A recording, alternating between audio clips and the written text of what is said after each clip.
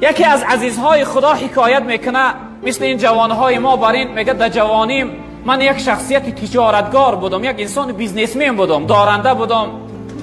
کاری هر روزه من میگه سر و بدن زیبا کردن، لباسهای زیبا پوشیدن و دقیقی کوچه گشتن بود. تا اینکه امروز جوانها هم عادت داره وقتی از خانه بیرون شدنش سرش شانه میکنه، لباساشو چقدر زیبا میکنه، چه خوشبویی میکنه، تا اینکه یک دقیقی کوچه برآمد یگان دختر دیدش نگاهش کنه. گفته این حضرت میگه من خودم زیبا میکردم، لباسی زیبا میپوشیدم، جوان بودم، مغرور مست، دقیقی کوچه میبرآمدم.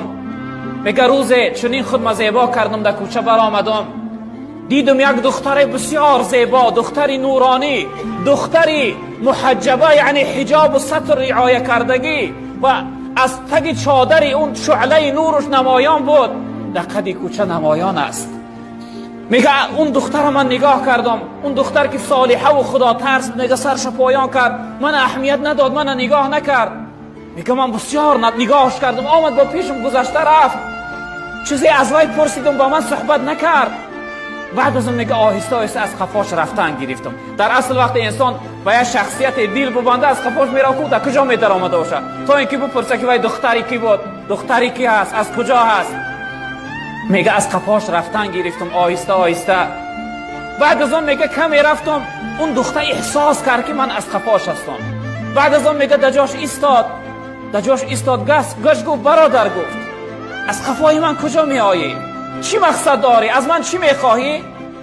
میگه گفتم که من به تو عاشق شدم، من محبت تو، عشق تو در دل من جا گرفته، من تو را دوست داشتم. میگه این دختر گشت گفت ای جوان، گفت تو با چی چیزی من عاشق شده ای؟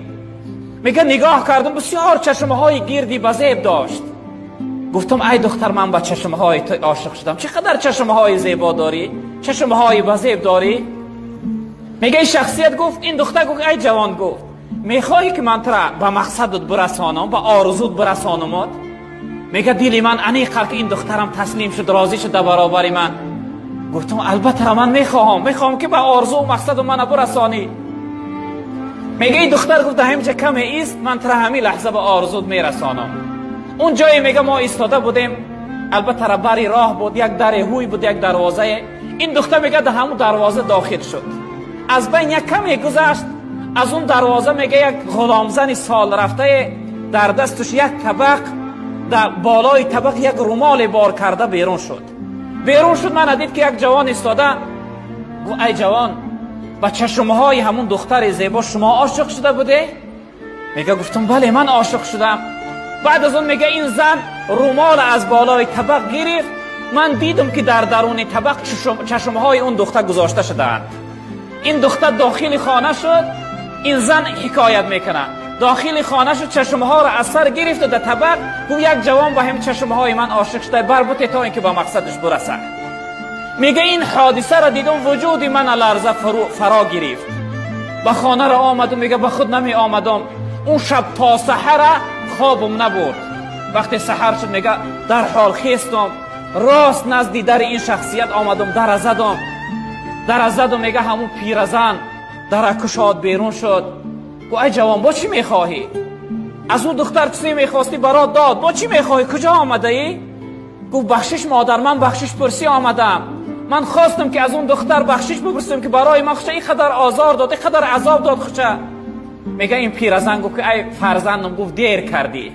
اون دختر همون دیروز وقتی چشمهاش از سر گرفت و برای تو داد، یک دعا کرد و بعد از اون دعا جان داد. ما دیروز او را در خاک سپاریدیم. دعاش چی بود؟ دعای او دختر این بود که ای پروردگار، این چشم، این جسم و بدنی که سبب گناه کردن یک جوان میشود، من از این بیزار هستم. ای پروردگار، من نمیخوام که از روی من یک جوان جهنمی و دوزخی بشود.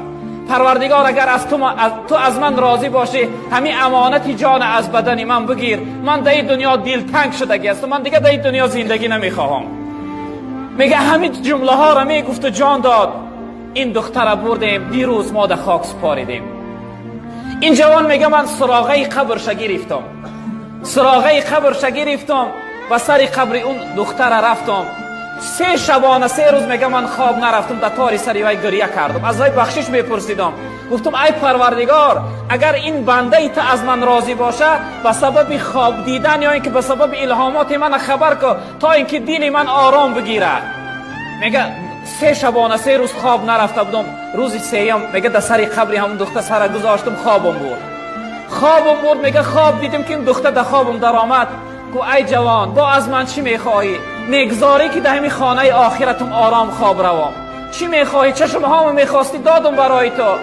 میگه گفتم ای خواهر اسلامی، من ببخش، من میخواهم از تو بخشش بپرسم.